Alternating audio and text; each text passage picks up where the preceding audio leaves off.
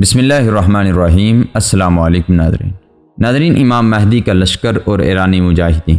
ناظرین، دنیا میں جنگ کی آگ بڑی تیزی سے بھڑک رہی ہے اور اس آگ میں مزید شدت آنے والی ہے۔ حالات و واقعات کو دیکھتے ہوئے کہا جا سکتا ہے کہ جلد ان معمولی جنگوں کا رخ ایسے بھیانک طریقے سے تبدیل ہونے والا ہے کہ ہر شخص جو جنگ کا متمنی اور دوسروں کا تماشا دیکھ کر ہنسنے والا ہے، اپنے سر پر ہاتھ رکھ کر روتا ہوا نظر آئے گا۔ اس کی وجہ یہ ہے کہ ایک جنگ محض ایک ملک کو متاثر نہیں کرتی، بلکہ اس کا ڈائریکٹ یا انڈائریکٹ اثر تقریباً پوری دنیا پر پڑتا ہے۔ آج کے دور میں جب دنیا گلوبل ولیج بن چکی ہے، یہ بات کہنا شاید کچھ عجیب لگے، لیکن حقیقت یہ ہے کہ دنیا کے گلوبل ولیج بننے کی وجہ سے تمام ممالک ایک دوسرے پر کسی نہ کسی معاملے میں انحصار کرتے ہیں۔ دنیا میں جنگ و جدال اور خون خرابے کی بھڑکتی ہوئی یہ کیفیت دنیا کے آخری وقت کی جانب اشارہ کرتی ہے۔ ناظرین، آج کی اس ویڈیو کے اندر ہم آپ کو اسی آخری وقت کی ایک انتہائی اہم نشانی کے خروج کے بارے میں بتائیں گے۔ ناظرین سے گزارش ہے کہ ویڈیو کو آخر تک سکپ کیے بغیر سنیے گا۔ ناظرین، ہم میں سے بہت سارے لوگ اس بات پر یقین رکھتے ہیں کہ امام مہدی جلد ہی ظہور ہوں گے اور ان سے پہلے دجال کا ظہور ہو چکا ہوگا۔ البتہ ایک بات ابھی تک کلیئر نہیں کہ امام مہدی کا لشکر آخر کہاں سے نکلے گا اور کہاں جا کر قیام کرے گا۔ آج کی اس ویڈیو کے اندر ہم حدیث مبارکہ کی مدد سے موجود دنیا کی تشریح کرتے ہوئے اس بات کی کھوج لگانے کی کوشش کریں گے۔ ناظرین، ہمارے آقا رحمت للعالمین سرور کائنات جناب محمد رسول اللہ صلی اللہ علیہ وسلم کا فرمان عالی شان ہے کہ مہدی بھی میری اولاد میں سے ایک شخص ہوگا جو شکل و صورت میں مجھ سے مشابہ ہوگا اور اس کے حالات بھی مجھ سے ملتے جلتے ہوں گے۔ جب دنیا کا آخری وقت نزدیک آ جائے گا تب وہ پیدا ہوگا اور وہ بھی اپنی حیثیت سے انجان رہے گا، یہاں تک کہ دجال کا ظہور ہو جائے گا اور دنیا بھر سے مسلمان مکہ اور مدینہ کے دوسرے شہروں کی جانب دوڑ پڑیں گے تاکہ ان شہروں میں پناہ لے کر دجال کے فتنے سے بچا جا سکے۔ انہی دن جب دجال ظاہر ہو چکا ہوگا اور پوری دنیا پر اپنا قبضہ مستحکم کرنے میں مصروف ہوگا، میری امت کے صالحین خانہ کعبہ میں طواف کے دوران امام مہدی کو پہچان لیں گے اور بڑے اصرار سے ان کے ہاتھ پر بیعت کر لیں گے۔ اس کی بیعت کے بعد مہدی میری امت کی رہنمائی کرے گا تاکہ اس بڑے دجالی فتنے پر قابو پایا جا سکے۔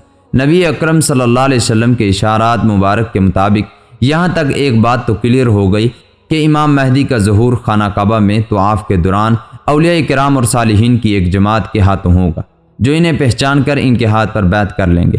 اب ہم نبی کریم صلی اللہ علیہ وسلم کی ایک حدیث کی طرف جاتے ہیں جس کا مفہوم یہ ہے کہ قیامت اس وقت تک قائم نہیں ہوگی جب تک خراسان سے کالے جھنڈوں کا ایک لشکر نہ نکلے اور ان کا راستہ کوئی بھی نہیں روک سکے گا، یہاں تک کہ وہ شام کے شہر انڈیا یعنی موجود بیت المقدس کے شہر یروشلم میں جا کر پڑاؤ ڈال دے اور وہاں پر مہدی کی سرداری میں دجال کی فوجوں سے مقابلہ کریں۔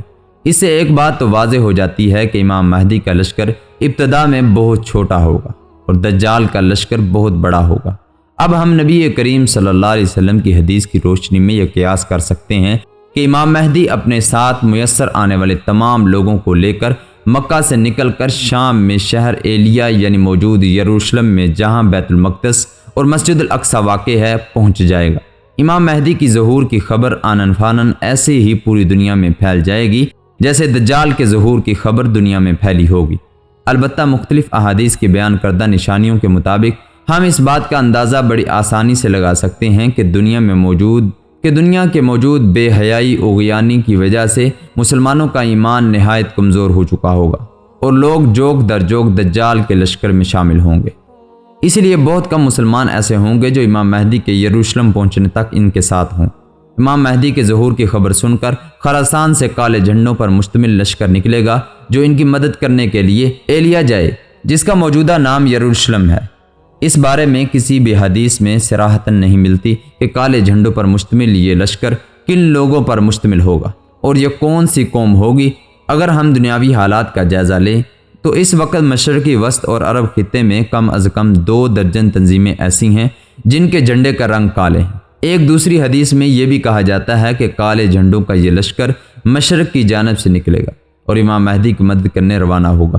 اگر ہم عرب کے مشرق میں دیکھیں تو ہمیں ایک طرف ہندوستان بھی نظر آتا ہے جہاں پر موجودہ انڈیا اور پاکستان آگے ہیں، اور مشرق کی تعریف میں ہم شام اور عراق کو بھی لے سکتے ہیں جو موجودہ دنیا کی حد بندیوں کے باعث اس وقت جزیرہ نما عرب کے شہر مکہ اور مدینہ کے تقریباً مشرق میں ہی موجود ہے۔ اس لیے اس بات کا اندازہ کرنا نہایت مشکل ہے یہ لشکر موجودہ دنیا کے کس ملک سے نکلے گا۔ اگر ہم پہلی بیان کردہ حدیث کے مطابق خراسان کی بات کریں تو اس زمانے کا خلاصہ ایک نہایت ہی وسیع اور عریض علاقہ تھا، جس میں موجود ایران، پاکستان اور افغانستان کا ایک بڑا حصہ شامل تھا۔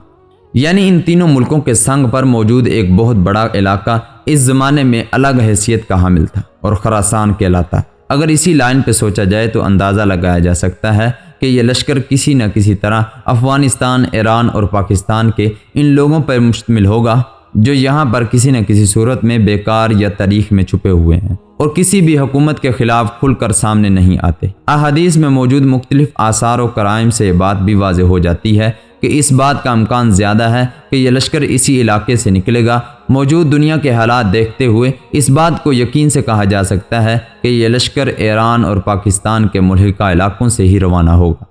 نبی کریم صلی اللہ علیہ وسلم کی پیشن گوئی کے مطابق اس لشکر کا راستہ دنیا کی کوئی طاقت نہیں روک سکے گی۔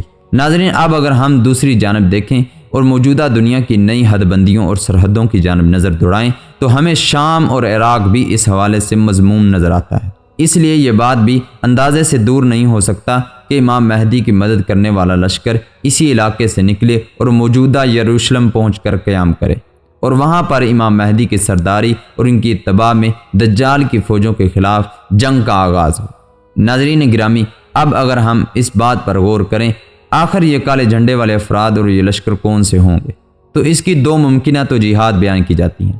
اول تو اگر ہم اس بات پر قیاس کریں کہ یہ ان تنظیموں میں سے کوئی لشکر ہوگا اور یہ عرب اور مشرق وسط کے علاقے میں طاغوتی طاقتوں کے خلاف سرگرما ہے، تو پھر اس بات کی دو ممکنہ صورتیں ہو سکتی ہیں۔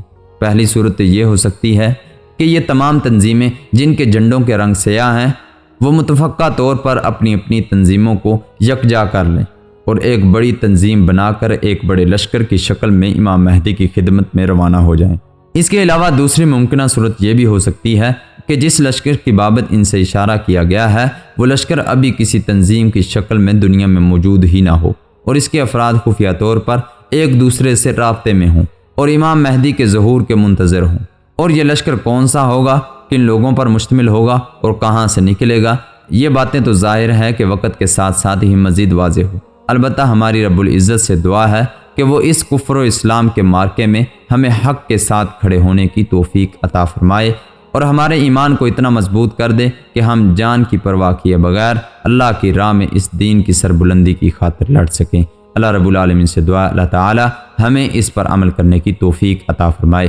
ناظرین، اگر یہ ویڈیو آپ کو پسند آئی، ویڈیو کو لائک کریں، شیئر کریں، کمنٹ کریں۔ اگر ابھی تک آپ نے ہمارا چینل سبسکرائب نہیں کیا، چینل کو سبسکرائب کریں۔